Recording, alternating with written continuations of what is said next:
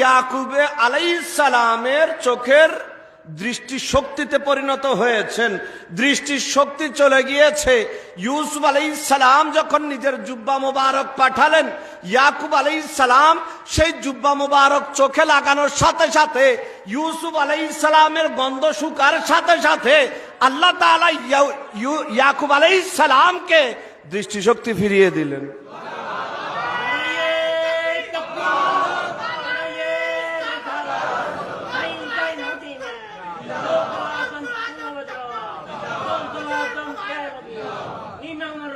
এই দরবার হুজুর গাউসুল আজম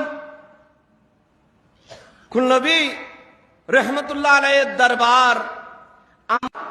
এই ফিতনার জামানায় আমরা এমন নায়েব পেয়েছি, বটবৃক্ষ পেয়েছি, যিনি আমাদের ঈমান, আকীদা, আমল সবকিছু ছায়া দিয়ে আছেন।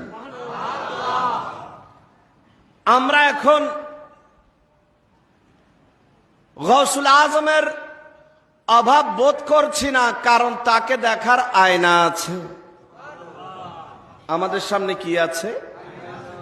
আয়না আছে। বলছিলাম আল্লাহ সুবহানাহু ওয়া তাআলা কোরআনে কারীমের মধ্যে ইরশাদ করছেন, ইয়া আইয়ুহাল্লাযীনা আমানু আতিউল্লাহ ওয়া আতিউর রাসূল ওয়া উলিল আমর মিনকুম। হে ঈমানদারেরা, তোমরা আল্লাহ এবং আল্লাহর রসুলের ইতাআত করো, এবং তোমাদের মাঝে যারা স্পেশালিস্ট, তোমাদের মধ্যে যারা কি স্পেশালিস্ট, তাদের অনুসরণ করো। তাদের গোসে খুলনার বাগানের প্রত্যেকটা ফুল আমাদের জন্য স্পেশাল, প্রত্যেকটা ফুল আমাদের জন্য খাস, প্রত্যেকটা ফুল আমাদের জন্য খাস। একটু কথাটা বুঝবেন। অনেক প্রিয় মানুষ আল্লাহ, সেখানের মধ্যে যখন একজন, সব প্রিয়র মধ্যে একজন যখন সবচাইতে প্রিয় হয়, তাকে বলা হয় আখাসুল খাস।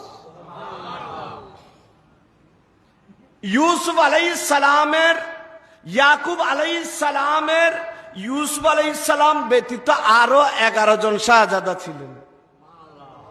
কয়জন? সবাই নবীর শাহজাদা।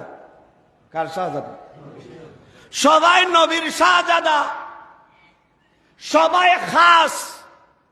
ইয়াকুব আলাইহিস সালামের আরো 11 সন্তান ছিলেন, সবাই খাস।